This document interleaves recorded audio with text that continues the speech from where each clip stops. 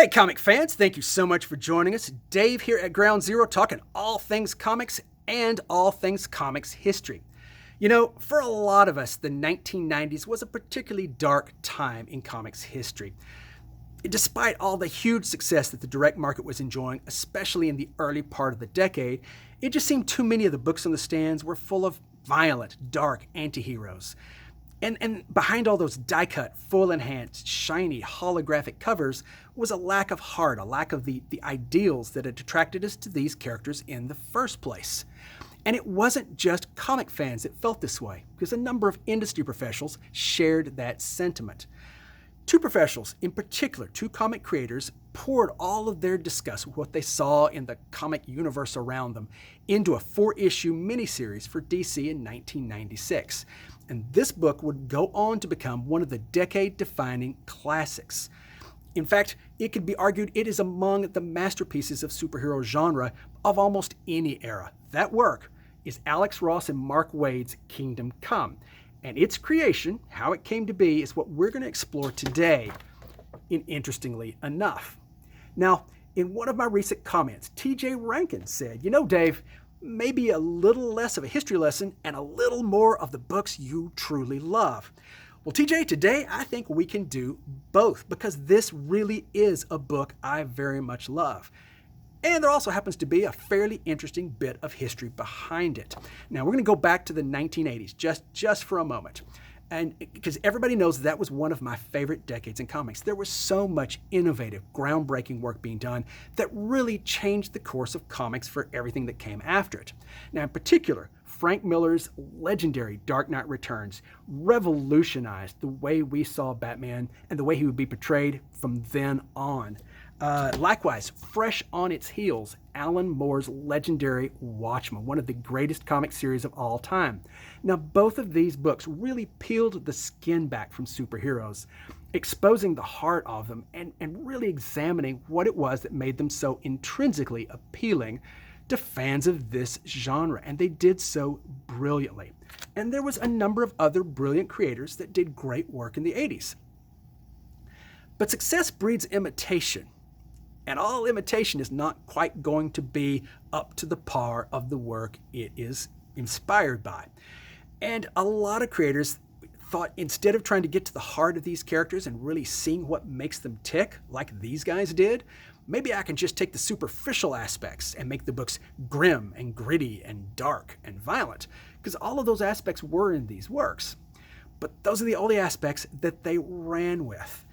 Well, maybe if they did all that, they'd sell. And sadly, they did sell. So by the time we get to the 90s, we've got books like this. Now, Rob Liefeld was an artist that was very popular for kind of a dynamic style of art. Really intense poses and giant swords and humongous guns. He did all this on work for New Mutants and X-Force. But big guns, big swords, really, really tiny feet. There's probably a lesson in there somewhere, but we'll get to that later. Anyway, Liefeld, along with Jim Lee and Jim Valentino and Todd McFarlane and several others, left to form Image. And for a while, Image could just do no wrong. And they put out a ton of superhero books and introduced just a flood of characters. All of these characters shared a lot of things in common. Giant shoulder pads, knee pads, pieces of body armor, giant guns, really constipated grimaces, because these characters were intense. They had intense guns. They fought intense battles. They stood intense. They didn't just stand. They posed, because these characters were intense, and they had axes. Because, I mean, look at that giant axe that's so powerful it's breaking the logo, and giant shoulder pads. And did I mention that they're intense? Because that's what we got. Intense characters, pointless battles that went on and on behind shiny, gimmicky, full-enhanced covers. But that's not all there was to the 90s, because there was books like this, Alex Ross and Kurt Busiek's Marvels, a great work that was originally pitched to be just painted interpretations of key events in the Marvel Universe. But what Kurt Busiek brought to the project was humanity. He introduced the character of photojournalist Phil Sheldon, who witnessed all of these events. And so it really explored how they affected him, how seeing these larger-than-life characters, how seeing the sacrifices they made changed him as a person. And that made it resonate with real people because we got to see as much about the humanity as we did the gigantic, larger-than-life characters. That made this book something to be celebrated. Well, halfway through working on Marvels, Alex Ross had an idea. He wanted to pitch a similar work to DC Comics because he loved the DC comic book characters. Well, he had actually been thinking of series like this as far back as high school. But he knew there was a problem because where Marvel had several key events and their continuity was very, very clear-cut, DC's, even post-Crisis on Infinite Earths, was not so clear-cut, and there just wasn't the key events to illustrate like there was for Marvel. So he had pretty much anticipated doing a futuristic setting, a crisis-type event, something that would bring a lot of heroes together to make a truly epic battle. Well, to work on this, he needed a writer that shared his vision, one that really had the same outlook on characters that he did, the same passion for the medium, the same love of so many of the characters he wanted to include. And he found the perfect writer, and that writer's name was James Robinson. Not what you thought I was going to say. But James Robinson was the guy he first approached because Robinson was coming off of a really popular, successful run called The Golden Age. This work was similar to Watchmen in that it really stripped back the veneer of superheroes that we all knew and really explored what the human being underneath them was. It was a great work. It was very critically praised, applauded with fans, and it was the ideal kind of work that Alex Ross wanted to do with this new project. Well, James Robinson was anticipating a sequel called The Silver Age, and he didn't quite want to be typecast as just doing revisionist superhero epics. So he somewhat bowed out, but not before a lot of conversations with Ross, and in particular turning him on to a particular proposal that had come about and never been produced. That was in 1987 when Alan Moore proposed to DC Twilight of the Superheroes. It's on the internet. Definitely worth looking up and trying to find, although you will have to wade through 6 pages of Alan Moore's ramblings about continuity, illusory violence, and Blue Devil. But in his pitch, he basically sets it 2 decades in the future with a number of competing superhero houses. The House of Steel, that is Superman and his wife Wonder Woman, versus the House of Thunder, that is the Marvel family. And Alan, you got me already. It's a shame this book never made it to light. But of course, before it came along, Alan Moore had just cut all ties with DC, infuriated over the licensing over V for Vendetta and Watchmen and other works, and vowed he would never work for them again. So that work was shelved, although elements of it would pop up in other DC books, like Armageddon 2001. So there was a number of things that Alex Ross took from this, and that was, in so many works, DC hinted at a great cataclysm in the future. It was in the history of the DC universe. It was in so many things. Something that took place between where we were at that point and the world of Kamandi and the world of the Legion of Superheroes. Something that just shattered everything, and the world was not the same after. And so that was the concept that he ran with. And he put together a proposal that he called The End of the Age of Heroes, and he submitted it to DC. And he waited. And in fact, he waited quite a long time because he intended to have this pitched and ready to go before he finished Marvels, but he had actually finished Marvels and was still waiting. Well, he kept waiting until he gets contacted by an associate editor at DC by the name of Peter Tomasi, who wants him to do a cover for the Spectre series that John Ostrom's doing. And as a side note, this series is incredible. Go buy every copy you can find of this run. It is a really good work. We'll cover it at a later point, I'm sure. But Alex Ross agreed to do a cover and said, hey, I've got that proposal floating around. You think maybe somebody could read it? And so Peter Tomasi did make sure somebody read it. And next thing you know, Alex Ross was talking to DC editors and trying to put together his project.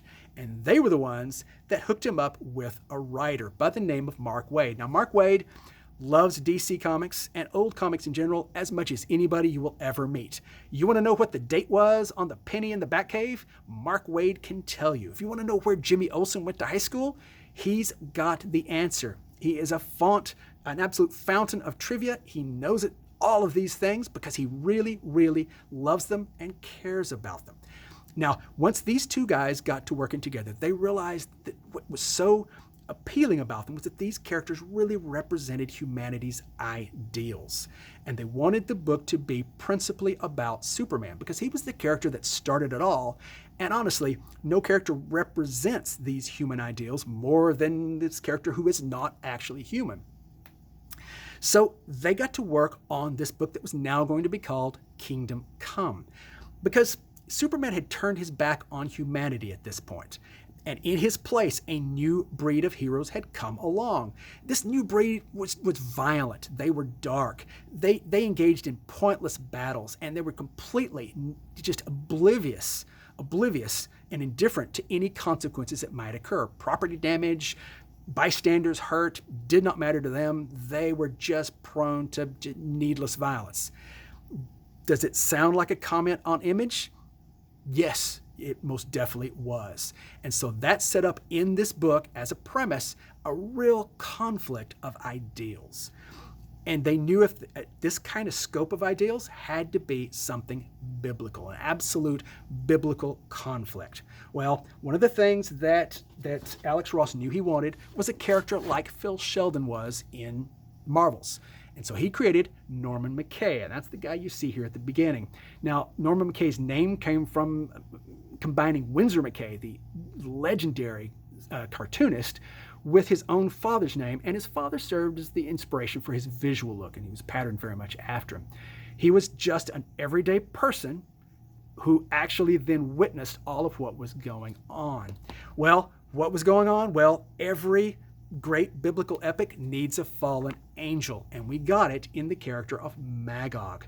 Now, Alex Ross has said that he has started out designing Magog really as just a parody of Rob Liefeld's work, more specifically a parody of Cable with all the shoulder pads and the grimace and all that kind of stuff, and he wanted to make him as ugly as possible. But once he got going with it, he said despite what he tried to do, there was a certain intrinsic beauty to it. For whatever reason, the character kind of evolved on his own. Well, close to the beginning of the book, Superman, of course, is out of play. And since he had left humanity, so had all the characters he had inspired. Green Lantern, Batman, Wonder Woman. So many of the classic DC characters were now all retired in some fashion. And a new breed of hero had taken their place. This new breed of hero did not care what happened during their fights. And so sure enough, it was in a fight that Magog had instigated with the Parasite that the Parasite, in desperation, rips the body of Captain Atom apart, spilling nuclear waste and causing atomic radioactive devastation to the entire midsection of the country. This was simply too great a tragedy for Superman to stay out of human affairs. And so really the point of the book is he comes in to fix everything, but he does it without first regaining his humanity. And that causes so many things to go wrong. He is basically lost. And this is all observed by the Spectre, by Norman McKay, all the things that are going around it, and that forms the basis of this conflict. Now, this premiered in 1996, May in particular, and ran for 4 straight issues, all of which featured Alex Ross's meticulous painted artwork. And there were so many characters he wanted to include in this book. It is an absolute treasure trove for DC fans. Captain Comet has a fairly instrumental role. You name it, if it is an obscure DC character, it's packed somewhere in the pages of this book, which makes it an ideal book for people who are already fans of DC Comics continuity, and a pretty decent introduction for people who know nothing about it. You can dive in and then just try to figure out who the heck all these people are. Well, as Superman had essentially not regained his humanity, of course the climactic battle had to include Captain Marvel, because nobody really represents innocence more in comic books than Captain Marvel. But at this point, he had lost his innocence. And the sacrifice he winds up having to make really makes him the Christ-like figure in a book where normally Superman is the Christ figure. Well, this series was a huge success. While there were a few detractors, overall, it was amazingly well received. It swept the Wizard Fan Awards. It won an Eisner for Best Limited Series. Alex Ross won his usual Best Painted Artist award. It did everything that was asked of it. And so that gets us kind of now to my point. You should read this book. That actually is my point on this. If you've read this book before, pull it out. Pull it out while you're off and read it again. And if you haven't read it, it's going to be the start of the books I'm going to recommend, which is Kingdom Come. It is an absolute classic. It's an essential. It belongs on every comic fan's shelf. So if by some chance you haven't read this book, pull it, go find it right now and read it. And if you have read it, of course, it bears up to a rereading. I read it right before I did this particular segment. Now, other books that are pretty good. This one is pretty solid. This actually reprints the various oversized specials that Alex Ross did, one for each character. He did a Superman, a Wonder Woman, a Captain Marvel, several. And this is actually also really good work, really reverent. Now, for other comic book companies, well, Marvel's, we've talked about that. I've talked about it a couple of times. It's a solid work. Personally, I prefer Kingdom Come. I think Kingdom Come has a better scope. But they're both excellent works, and if you like the Marvel characters, this is definitely a book to get into. If you want something that breaks away from the usual interpretation of these characters, well, Earth X. Now, this does not have Alex Ross art. He designed the characters and plotted the story, but it's got different art. But it's still a really interesting work because it really comes up with new and different interpretations of these characters. So there you have it. A great work coming out of a period that was a bit fallow for great superhero stories. You can find it in every decade, folks. Now, this is the last segment that I'm going to do for a couple of segments, because the next couple of segments we finally have got Michael to agree to tell the extended story of Valiant Comics. You know, I covered the early part of Valiant in an earlier segment, but Valiant came back with a vengeance just, a decade back and has done amazing, amazing work. And nobody knows more about Valiant or cares and loves these characters more than Michael. And so he's going to tell you all about the twists and turns of how that company literally rose from the ashes. So, once again, we're going to remind you guys of the 3 S's. Like, subscribe, and share. You want to share these things because when Michael does his take on Valiant, we want people to see this. It's going to be great. Also, as I've said before, Dave needs his affirmations. So, like, subscribe, share, and guys, I thank you so much for spending this time with me. If you have any questions, since I'm going to be off now for an episode or two, send them my way. That'll give me time to actually research what you're looking for. And take care of yourself. And don't forget, we've got the time now, so read more of those comics. Guys, I'll catch you on the other side. Thanks. Have a great day.